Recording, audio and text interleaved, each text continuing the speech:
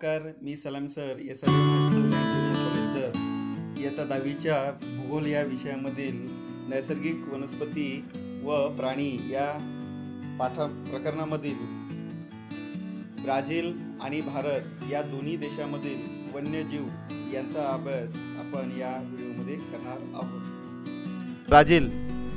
Brazil देशामधील वन्यजीवन हे कसं आहेत या वन्यजीवनाविषयी आपण या ठिकाणी अभ्यास करूया। ब्राझीलमधील वन्यजीवनाचा अभ्यास झाल्यानंतर मग पुढे भारत या देशातील वन्यजीव आपण पाहूया। तर पाहूया ब्राझील देशामधील वन्यजीव। तर ब्राझीलमधील जे वन्यजीव आहेत हे वन्यजीव प्रामुख्याने जगातील इतर कोणत्याही देशापेक्षा ब्राझीलमध्ये वन्यजीवनाची जी काही विविधता आहे ही अधिक आढळते। कारण ब्राझील हा जो देश आहे हा एक वर्षावनांचा देश म्हणून मानला गेलेला आहे। या ठिकाणी मोठ्या प्रमाणात ऑक्सिजनची निर्मिती होते। जगाची फुफ्फुसे असलेली जी काही वर्षावने आहेत या ठिकाणी आहेत। आणि शिवाय या नकाशामध्ये जर आपण पाहिलं तर या नकाशामध्ये आपल्याला जी काही वन प्रकार आहेत त्या वन प्रकारानुसार असलेली जी काही पक्षी आहेत, प्राणी आहेत हे आपल्याला या ठिकाणी या नकाशामध्ये दिसतात। जसं आता हा पक्षी आहे, हा पक्षी या देशाच्या या वायव्य भागाला दिसतोय।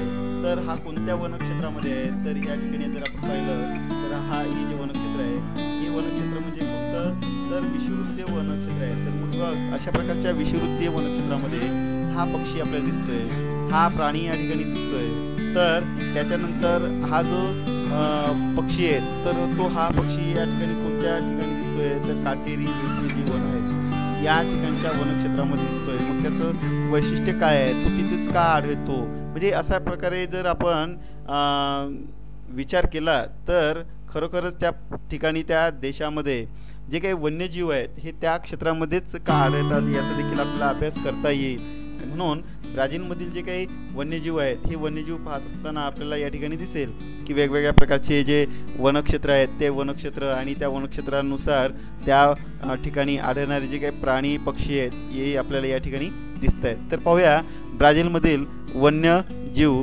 हे कशा प्रकारे एक जैविक विविधता निर्माण करते आणि त्यांचं जे ब्राझीलमधील वन्यजीवन आहेत हे कशा प्रकारे समृद्ध आहेत ते आता आपण पाहूया।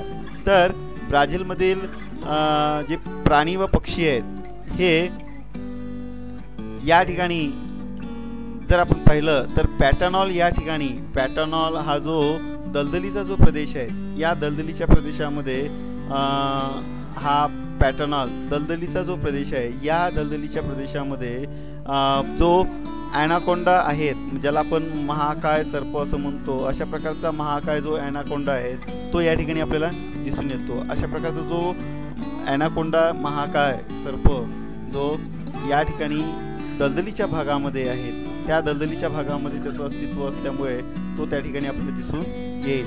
अशा प्रकारे महाकाय प्राणी या ठिकाणी आपल्याला पाहायला मिळेल। त्याच पद्धतीने ब्राझीलमधील जे प्राणी आहेत त्यांची विविधता आणि वैशिष्ट्ये आपण लक्षात घेतली तर ते वेगवेगळ्या प्रकारची असेल। म्हणून ब्राझीलमधील प्राण्यांमध्ये कोणकोणत्या प्रकारचे प्राणी आढळतात ते देखील आपण पाहूया। ज्या पद्धतीने जसं मोठे गिनीपिग या ब्राझीलच्या भागामध्ये आपल्याला ब्राझीलचं जे क्षेत्र आहे त्या ब्राझीलच्या क्षेत्रामध्ये हे आपल्याला प्राणी दिसेल, मोठे गिनीपिग। त्याच्यानंतर सोनेरी तांबरेन, यालाच माकड असं देखील म्हणतात। हे बघा या ठिकाणी अशा प्रकारचा सोनेरी तांबरेन म्हणजे सिंहासारखा दिसणारा हा प्राणी या ठिकाणी सोनेरी तांबरेन म्हणून ओळखला जातो। त्याच पद्धतीने बिबट्या म्हणजेच या ठिकाणी याला जगवार असं म्हणतात। अशा प्रकारचा जो जगवार प्राणी आहे तो या ठिकाणी आपल्याला दिसेल। त्याच्यानंतर सुसरी, मगर, आता बघा हा मगर प्राणी या ठिकाणी दिसतोय। सुसर म्हणजे या दलदलीच्या पॅराना आणि पॅराग्वे नदीच्या दलदलीच्या भागामध्ये अशा प्रकारचे सुसर व मगर आपल्याला दिसेल। तर मगरीचं तोंड जर पाहिलं तर ते आखूड दिसतंय आणि सुसरीचं जर तोंड पाहिलं तर ते लांबुडकं असं दिसेल। अशा प्रकारचे वेगवेगळ्या प्रकारचे प्राणी आपल्याला या ठिकाणी पाहायला मिळेल। भारतीय कुत्रा जसा दिसतोय तशा पद्धतीने त्याच्याच रूपासारखा एक प्युमा नावाचा जो प्राणी आहे तो देखील आपल्याला या ठिकाणी पाहायला मिळेल. म्हणजे एकंदरीत अशा प्रकारच्या या प्राण्यांची जी काही जैवविविधता आहे ही जैवविविधता या ब्राझीलच्या आपल्याला वन्यजीवनाच्या वैविध्यामध्ये पाहायला मिळतील. त्याच्यानंतर याही पुढे आपण जर पाहिलं तर माशांच्या ज्या काही प्रजाती आहेत त्या माशांच्या प्रजातीमध्ये ब्राझील हा आपल्याला वेगळ्या प्रकारचा दिसून येईल. माशांच्या अनेक प्रकारच्या प्रजाती आपल्याला या ठिकाणी पाहायला मिळेल. त्यामध्ये स्वॉर्ड फिश, समुद्रातील स्वॉर्ड फिश जो आहे तो स्वॉर्ड फिश हे बघा या ठिकाणी दिसतोय. समुद्रातील स्वॉर्ड फिश हे मासे जे आहेत हे माशांच्या प्रजाती आपल्याला या ब्राझीलच्या अटलांटिक महासागरामध्ये, दक्षिणेकडील अटलांटिक महासागरामध्ये पाहायला मिळेल. त्याच पद्धतीने आणि अंतर्गत ज्या काही नद्या आहेत जसं पॅराग्वे असेल, पॅराना नदी असेल, या ठिकाणी असलेली पॅराग्वे नदी, ही पॅराना नदी, या नद्यांमध्ये देखील अनेक प्रकारच्या नद्या ज्या आहेत, मासे जे आहेत त्या माशांच्या प्रजाती आपल्याला या ठिकाणी पाहायला मिळतील. त्यामध्ये मग प्रामुख्याने हे स्वॉर्ड फिश बघा. त्याच्यानंतर नदीतील पिरान्हा व गुलाबी डॉल्फिन हे देखील आपल्याला या ठिकाणी पाहायला मिळेल. म्हणजे नदीमध्ये आढळणारे पिरान्हा व गुलाबी डॉल्फिन हे अशा प्रकारचे जे मासे आहेत. आता हे पिरान्हा जे आहेत ते मांसभक्षक आहे असं देखील संबोधलं जातं. तर ही गुलाबी डॉल्फिन ह्या अशा प्रकारचे जे काही मासे आहेत हे मासे आपल्याला या ब्राझीलच्या माशांच्या प्रजातीमध्ये आपल्याला दिसून येतील. तर अशा प्रकारची माशांच्या बाबतीत असलेली जी काही वैविध्यता आहे ती आपल्याला या ठिकाणी पाहायला मिळते. त्याच्यानंतर पुढील भाग आहे तो म्हणजे ब्राझीलमधील पक्षी. आता ब्राझीलमध्ये अनेक प्रकारचे पक्षी आपल्याला दिसतील, कारण पक्ष्यांसाठी आवश्यक असलेले जे काही वनक्षेत्र आहेत हे वनक्षेत्र ब्राझीलमध्ये उपलब्ध आहेत.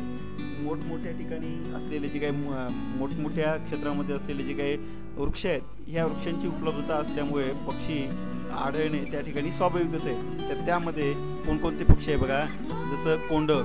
हा कोंडोर या देशाच्या वायव्य भागाकडे म्हणजे या ज्या ठिकाणी आपण कोणतं गियाना उच्चभूमी आणि पिको दी नेब्लिना हे जे उंच शिखर पाहिलं होतं त्या ठिकाणी आपल्याला हे कोंडोर पक्षी दिसून येतो. याचं वैशिष्ट्य असं आहे की कोंडोर पक्षी हा जास्तीत जास्त उंचावरून उडतो आणि खूप उंच असलेला मोठा पक्षी म्हणून त्याकडे पाहिलं जातं. तर अशा प्रकारचा जो कोंडोर पक्षी आहे तो कोंडोर पक्षी या ठिकाणी एक महत्त्वाचा पक्षी म्हणून मानला गेलेला आहे. त्याचबरोबर अनेक प्रकारचे पक्षी आपल्याला दिसतील, जसं पोपट असेल, मकाऊ असेल, फ्लेमिंगो असेल, हे यांचं अस्तित्व देखील आपल्याला या ठिकाणी दिसतं. बघा या ठिकाणी हे पोपट आहे. या ब्राझीलच्या उच्चभूमीमध्ये सॅवाना जो प्रदेश आहे त्या ठिकाणी पोपट आहेत. या ठिकाणी विषुववृत्तीय म्हणजे ब्राझीलचा उत्तराकडे जो प्रदेश आहे तो या ठिकाणी आपल्याला मकाऊ दिसेल. त्याच्यानंतर हा जो फ्लेमिंगो आहे, हा फ्लेमिंगो जो पक्षी आहे हा या ठिकाणी आपला जो काटेरी वनांचा जो प्रदेश आहे ज्याला आपण काटेरी व शुष्क प्रदेशाला म्हणतो त्या प्रदेशामध्ये अशा प्रकारे फ्लेमिंगो ही पक्षी या ठिकाणी आपल्याला पाहायला मिळेल. म्हणजे अशा प्रकारे पक्षी देखील त्या ठिकाणी त्यांचे जे भक्ष्य आहेत त्या भक्ष्य ज्या ठिकाणी उपलब्ध असेल त्या ठिकाणी त्यांचं वास्तव्य आपल्याला पाहायला मिळतं. त्यानंतर पुढे कीटक. आता ब्राझीलमध्ये कृमी आणि कीटकांचं देखील खूप मोठ्या प्रमाणात महत्त्व आहेत, कारण त्या ठिकाणी त्या कीटकांसाठी किंवा त्या कृमींसाठी आवश्यक असलेले सर्व घटक उपलब्ध आहेत. जसं आता कीटक आणि कृमी हे कुठे म्हणजे यांचं अन्न कुठं असतं तर पानामध्ये, फुलांमध्ये, पालापाचोळा असेल किंवा फुलातील जो काही कण असेल त्या भागामध्ये या कीटकांचं आपल्याला काय दिसून येतं तर अन्न जे आहे किंवा त्यांचं जे खाद्य आहे हे दिसून येतं. आणि अशा प्रकारचा उपलब्ध असलेला जो प्रदेश आहे हा जो गवताळ प्रदेश आहे हा गवताळ प्रदेश यासाठी प्रसिद्ध आहे किंवा या ठिकाणी असलेले जे काही ॲमेझॉन नदीच्या खोऱ्याचा जो प्रदेश आहे किंवा दलदलीचा जो प्रदेश आहे या सर्व भागांमध्ये ह्या कीटकांना आवश्यक असलेलं सर्व खाद्य उपलब्ध होत आहे. आणि त्यामुळे ब्राझीलचा उच्चभूमीचा प्रदेश असेल किंवा या ठिकाणचा वर्षावनांचा म्हणजे घनदाट वनांचा जो प्रदेश असेल तर हे कीटकांसाठी आणि कृमींसाठी अनुकूल असल्यामुळे ब्राझीलच्या या प्राकृतिक वन्यजीवनामध्ये कीटकाचं स्थान जे आहे हे महत्त्वाचं मानलं गेलेलं आहे. म्हणून या ठिकाणी कीटक हे मोठ्या प्रमाणात दिसून येतात. तर अशा प्रकारचे हे कीटक देखील एक ब्राझीलमधील वन्यजीवनाचा एक घटक मानला जातो. तर अशा प्रकारचे जे काही ब्राझीलमधील वन्यजीव आहेत हे खूप मोठ्या प्रमाणात समृद्ध मानले गेलेले आहेत. अशा विविधतेमुळे ब्राझीलमधील एक वन्यजीव जैवविविधतापूर्ण आहेत असं आपल्याला सांगता येतील.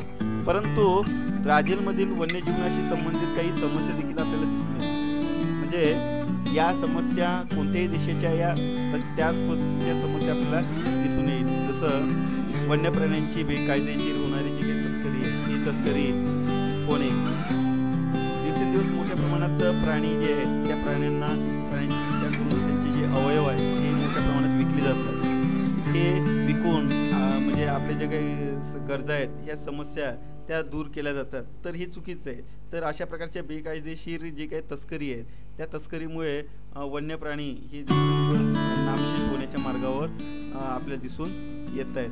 त्याच पद्धतीने निर्वनीकरण, स्थलांतरित शेती, प्रदूषण ह्या सर्व घटकांमुळे पर्यावरणाचा ऱ्हास होतो. निर्वनीकरण म्हणजे काय, तर वनव्याप्त एखादी प्रदेश जर असेल तर तो मानव आपल्या हस्तक्षेपामुळे आपल्या गरजा पूर्ण करण्यासाठी उद्योग समूह तयार करणे किंवा घर बांधणे या सर्व कारणासाठी वनव्याप्त प्रदेश जो आहे तो त्याचे म्हणजे वन हे मोठ्या प्रमाणात तोडतो आणि त्यामुळे त्या ठिकाणचं वनव्याप्त असलेला जो भाग आहे त्यामुळे तो निर्वनीकरण करतो. तसं स्थलांतरित शेती म्हणजे काय, तर स्थलांतरित शेती ही एक पारंपरिक शेती आहे की ज्या शेतीमध्ये मोठ्या प्रमाणात वनव्याप्त असलेला जो भाग आहे तो तोडला जातो आणि त्या झाडाचा जो काही पालापाचोळा असेल तो जमिनीमध्ये कुजवून त्या ठिकाणी मोठ्या प्रमाणात 5 ते 10 वर्षासाठी शेती केली जाते. आणि अशा प्रकारची जी शेती आहे त्याला स्थलांतरित शेती असे म्हणतात. स्थलांतरित म्हणजे काय, तर नंतर मग 5 ते 10 वर्षानंतर पुढे आणखी मग तशाच प्रकारची शेती ही पुढे केली जाते. म्हणून एका ठिकाणी दुसऱ्या ठिकाणी मग अशा प्रकारे वनक्षेत्र जे आहेत हे तोडले जात असल्यामुळे ही स्थलांतरित जी शेती आहे ही स्थलांतरित शेती मोठ्या प्रमाणात केली जाते. याला ब्राझीलमध्ये रोका असे म्हणतात. भारतामध्ये त्याला कोडू, कोंबरी, झूम अशा प्रकारची शेती म्हणून ओळखली जाते. काही भागामध्ये या ठिकाणी प्रदूषण देखील होत आहे. काही दिवसांपूर्वी तुम्ही ऐकलं असेल की ब्राझीलच्या जंगलांमध्ये, ब्राझील हा जो देश आहे की जो जगाला म्हणजे ऑक्सिजनचा पुरवठा करतो अशा ठिकाणच्या वनक्षेत्रामध्ये मोठ्या प्रमाणात काय की वणवा लागलेला, आग लागलेली आहे. तर त्या सर्व घटकांमुळे प्रदूषण होत आहे आणि त्यामुळे पर्यावरणाचा मोठ्या प्रमाणात काय त्रास देखील होतोय. म्हणून पर्यावरणाचं संतुलन ठेवायचं असेल तर वन्य जीव आणि वनस्पती यातील ज्या काही समस्या असेल त्या आपण दूर करण्याचा प्रयत्न केला पाहिजे. आणि ह्या सर्व कारणांमुळे स्थानिक जे वन्यजीव आहेत हे नष्ट होण्याच्या मार्गावर आपल्याला पाहायला मिळतात. म्हणजे एकंदरीत काय, तर ब्राझीलच नव्हे तर जगातील कोणतेही देश असेल त्या देशातील ह्या वन्यजीवनाशी संबंधित समस्या या सारख्याच प्रमाणात आपल्याला दिसून येतात. तर अशा प्रकारे आपण ब्राझील आणि ब्राझीलमधील जे काही वन्यजीव आहेत त्या वन्यजीवनाची माहिती आपण पाहिलेली आहे. आता आपण भारत आणि भारतामधील जे काही वन्यजीव आहेत या वन्यजीवनाविषयी आपण माहिती पाहूया. भारतातील वन्यजीव. आता भारतामध्ये वन्यजीव जर पाहिले तर भारताचा हा जो देश आहे, भारत हा जो देश आहे हा बऱ्याच ठिकाणी जे वनक्षेत्र आहेत ही विखुरल्या स्वरूपाचे आहेत. आणि ज्या ज्या ठिकाणी जसे जसे प्रकारचं वनक्षेत्र विखुरलं आहे तसे तशा प्रकारचे जे वन्यजीव आहेत हे आपल्याला या ठिकाणी पाहायला मिळतील. आणि म्हणून भारतामध्ये अनेक वन्य प्राण्यांच्या अनेक प्रजाती आपल्याला पाहायला मिळतात. मग भारत हा एक वैशिष्ट्यपूर्ण म्हणजे वन्य प्राणी असलेला देश म्हणून देखील ओळखला जातो. म्हणजे ज्या ठिकाणी अनेक प्रकारचे प्राण्यांच्या प्रजाती असल्याचं आपल्याला सांगता येईल. आणि म्हणून भारतामधील कोणकोणत्या प्रकारच्या वन्यजीव आहेत त्याचा अभ्यास आपण या ठिकाणी पाहूया. तर भारतामध्ये प्रामुख्याने प्राणी व पक्षी जर याचा विचार केला तर भारतामध्ये प्रामुख्याने आर्द्र व उष्ण हवामानामध्ये म्हणजे या ठिकाणचा हा जो भाग आहे हा दक्षिणेकडला जो प्रदेश आहे ह्या दक्षिणेकडल्या भागामध्ये कोणतं तापमान आहे, उष्ण तापमान व आर्द्र स्वरूपाच्या ज्या वनस्पती आहेत त्या आपल्याला दिसून येतात. जसं या ठिकाणी हा पश्चिम घाट, हा पूर्व घाट या दोघांनाही जोडणारा जो काही निलगिरी पर्वत आहे त्या निलगिरी घाटावर, निलगिरी पर्वतामध्ये हा जो हत्ती प्राणी आहे या हत्तीचं मोठं एक वसतिस्थान आहे. म्हणजे आशियाई हत्तीचं वसतिस्थान म्हणून या ठिकाणी ओळखलं जातं. तर अशा प्रकारचे जे काही ठिकाणं आहेत त्या ठिकाणी हत्ती हा प्राणी आपल्याला दिसेल. त्याच्यानंतर आसामच्या काही भागामध्ये, म्हणजे आसामचा हा जो प्रदेश आहे, आसामचा हा जो दलदलीचा प्रदेश आहे, या दलदलीच्या प्रदेशामध्ये एकशिंगी गेंडा हे मोठ्या प्रमाणात आपल्याला दिसून येईल. म्हणजे त्या प्राण्याच्या वास्तव्यासाठी आवश्यक असलेली जी अनुकूलता आहे ती या ब्रह्मपुत्रा नदीच्या आजूबाजूच्या दलदलीच्या प्रदेशामध्ये आपल्याला दिसून येते. म्हणून या ठिकाणी अशा प्राण्यांचं वास्तव्य आपल्याला दिसून येतं. कांझीरंगा जे अभयारण्य आहेत हे कांझीरंगा एकशिंगी गेंड्यासाठी प्रसिद्ध मानलं गेलेलं आहे. त्यानंतर वाळवंटी प्रदेश, उंट आणि रानटी गाढवे जे आहेत, हा जो वाळवंटी भारतीय वाळवंटाचा जो भाग आहे, त्या भारतीय महावाळवंटाच्या भागामध्ये उष्णता जास्त असली तरी त्या भागामध्ये त्या हवामानाशी संबंधित जे प्राणी आहेत, जसे उंट असतील किंवा हे रानटी गाढव असतील, हे सर्व प्राणी आपल्याला भारताच्या त्या भागामध्ये पाहायला मिळतील. म्हणजे भारताच्या ज्या भागामध्ये ज्या प्राण्यांसाठी जसे प्रकारची अनुकूलता असेल त्या प्राण्यांनी त्या ठिकाणी आपली उपजीविका आणि आपलं वास्तव्य हे निश्चित केलेलं आहे. म्हणून त्या भागामध्ये तशा प्रकारचे प्राणी आपल्याला भारतामध्ये दिसून येतात. तर अशा प्रकारचे भारतातील प्राणी व पक्षी आपल्याला अभ्यासत असताना आणखी प्रदेशनिहाय काही प्राण्यांचा विचार करता येईल. जसं आपण जर पाहिलं तर हिमालयातील प्राणी, हा जो उत्तरेकडील हिमालयाचा पर्वतीय प्रदेश आहे, त्या हिमालयाच्या पर्वतीय प्रदेशामध्ये जर आपण पाहिलं तर त्याच्या हा हिमालयन प्रदेश म्हणजे बर्फाळ प्रदेश. तर या बर्फाळ प्रदेशानुसार त्या भागामध्ये जे प्राणी आढळतात त्यामध्ये हा जो प्राणी दिसतोय तुम्हाला, हा प्राणी म्हणजे हिमचित्ते, तर हा म्हणजे ॲक, असे दोन प्राणी या ठिकाणी आपल्याला दिसून येतात. ॲक प्राणी हा ओझे वाहण्यासाठी महत्त्वपूर्ण मानला गेलेला आहे. तर अशा प्राण्यांचे असे प्राणी जे आहेत आपल्याला या हिमालयीन बर्फाळ प्रदेशामध्ये पाहायला मिळतात. त्याच्यानंतर द्वीपकल्पीय पठार, आता हा बघा, हा जो दिसतोय हा अशा आकाराचा जो प्रदेश आहे तो म्हणजे भारतीय द्वीपकल्पीय पठार, हा खूप प्राचीन पठार आहे. तर अशा या द्वीपकल्पीय पठारावर हा जो भाग आहे हा द्वीपकल्पी पठार जो आहे, या द्वीपकल्पी पठारावर आढळणारे जे प्राणी आहेत हे तुमच्या आमच्या ओळखीचे आहे, कारण आपण याच भागामध्ये राहतो.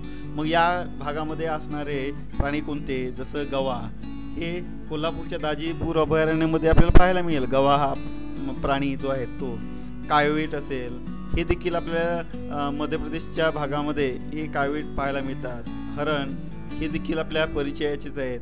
शिवाय माकड हे देखील असे जे प्राणी आहेत हे भारताच्या या द्वीपकल्पीय पठारावर मोठ्या प्रमाणात आपल्याला पाहायला मिळतात. म्हणजे त्यांच्यासाठी काही भागामध्ये अभयारण्य राखीव वन देखील दिसून येतील. आणि त्यामुळे हे प्राणी जे आहेत ते मग हिमालयातील प्राणी असेल, द्वीपकल्पीय पठारावरील प्राणी आहेत, हे जसे आपण पाहिले तसेच काही भागामध्ये काही ठिकाणी त्यांच्या वस्तीस्थानानुसार वेगवेगळ्या प्रकारचे प्राणी पक्षी आपल्याला पाहायला मिळतील. जसं पुढे आपण पाहूया, जसं भारताच्या काही भागामध्ये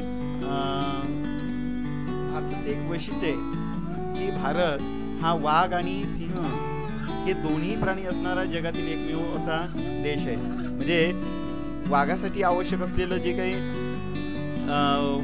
घनदाट जंगल पाहिजे आणि सिंहासाठी आवश्यक असलेले जे काही गवताळ प्रदेशाचा जो भाग पाहिजे, या दोन्हींची उपलब्धता आपल्या भारतामध्ये आहेत.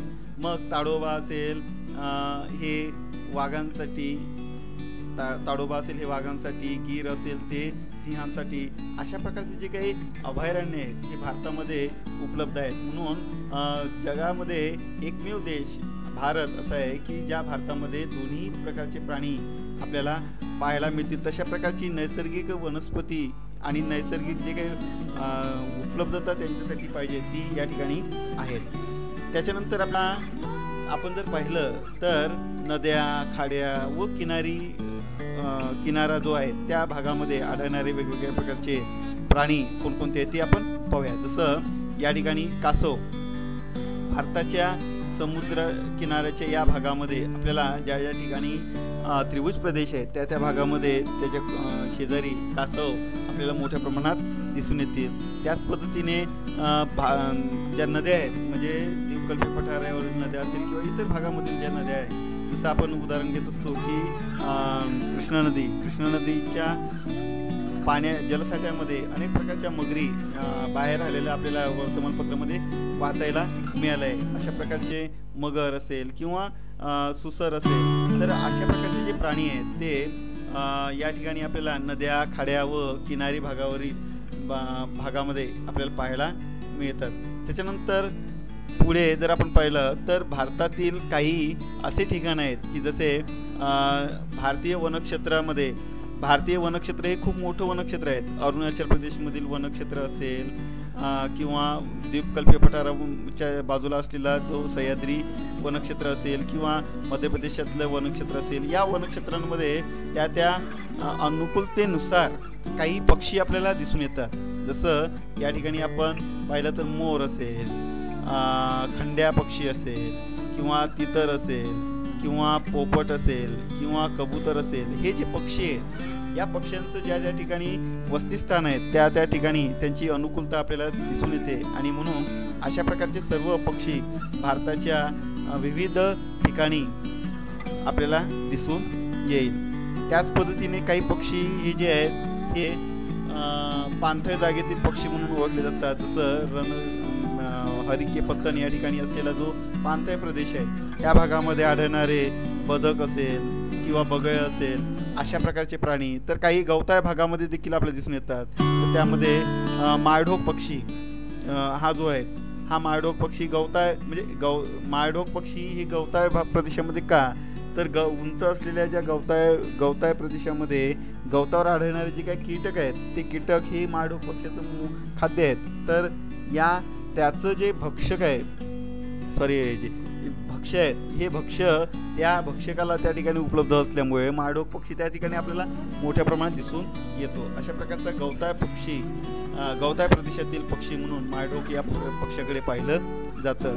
तर तो देखील आपल्या भारतामध्ये जसं सोलापूर जवळ माळढोक पक्षी अभयारण्य आपल्याला पाहायला मिळेल. तर त्या ठिकाणी हा गवताळ प्रदेशातील माळढोक पक्षी दिसून येतो.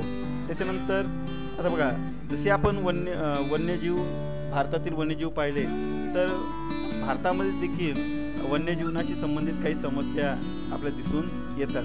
त्यामध्ये मग जशी आपण ब्राझीलच्या वन्यजीवनाशी संबंधित समस्या पाहिली, त्याच समस्या जसं प्रदूषण असेल, तस्करी होणे, निर्वनीकरण, यामुळे वन्य प्राण्यांच्या अस्तित्वाला काय येतो, धोका येतो. त्याच संकल्पना आहे की ज्या आपण ब्राझीलच्या तुलनेत पाहिलेल्या ब्राझीलच्या वन्यजीवनाशी संबंधित पाहिलेल्या होत्या. त्याच भारतामध्ये चित्ता नावाची ही जी काही प्रजाती होती ती पूर्णपणे अशा या समस्यांमुळे काय झाले, नष्ट झालेली आहे.